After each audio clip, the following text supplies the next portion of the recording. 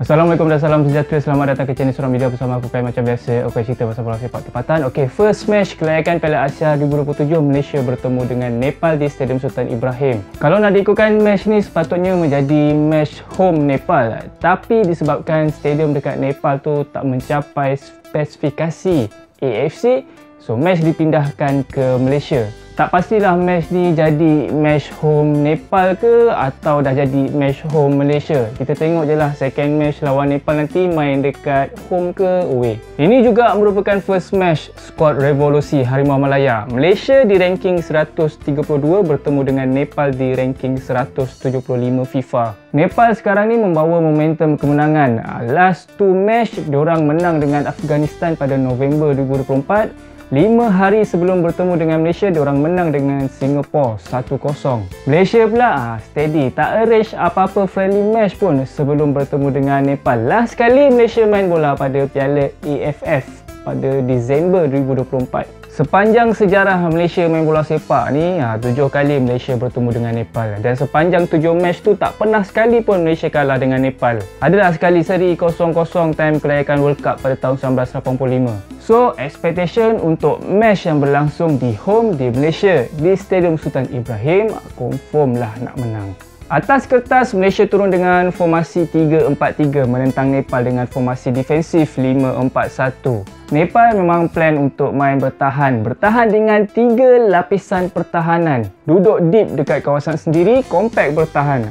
Ini yang menyukarkan Malaysia untuk attack di bahagian tengah. So, Malaysia banyak open game bermain di sebelah flank. Corbin Ong, Arif Aiman, Dion Kus melengkapkan barisan serangan Malaysia bersama-sama dengan Endrick Dos Santos dan Romel Morales. Dapat pula playmaker yang baru yang function, Hector Havel.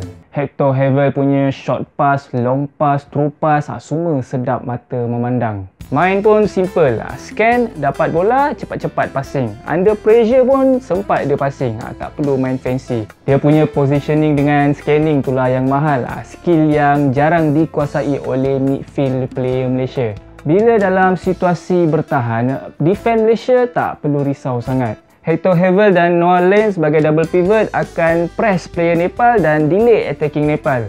So, memberi masa kepada Corbin Ong dan Dion Kus turun ke defensive line. Kualiti Hector Havel ni membantu Malaysia untuk control ball possession dengan 75%. Rasanya boleh kira dengan jari berapa kali Nepal masuk dalam attacking third. 3 shot dan tak ada langsung shot on target. Berbanding Malaysia 14 shot, 5 shot on target. So, defense Malaysia kita boleh cakap tak betul-betul diuji lagi. Sebab tu diorang confident main dekat high line, main dekat separuh padang.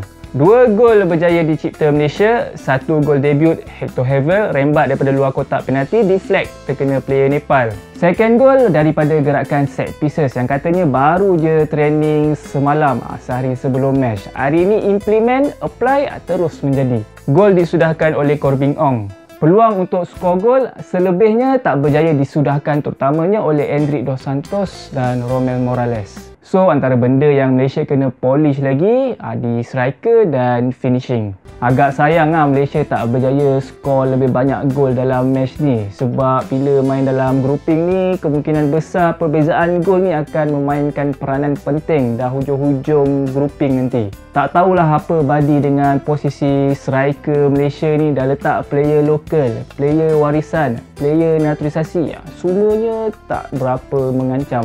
Tapi nak cakap Romel Morales tak function sangat, tak boleh juga. Dia selalunya yang hold bola, buka space untuk Malaysia bertukar-tukar hantaran dalam attacking third.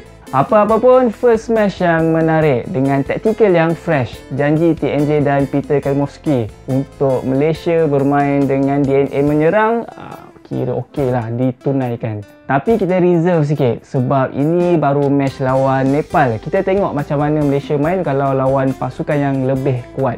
Okey, itu je untuk video kali ni. Di kesempatan ni aku nak mengucapkan selamat Hari Raya. Maaf zahir dan batin. Kalau ada terkasar bahasa terasa di hati, aku minta maaf lah. Itu semua sekadar gurauan, sekadar nak memeriahkan suasana. Kalau terasa di hati, aku minta maaf. Kita jumpa lagi di next video. Assalamualaikum dan salam sejahtera. Bye-bye.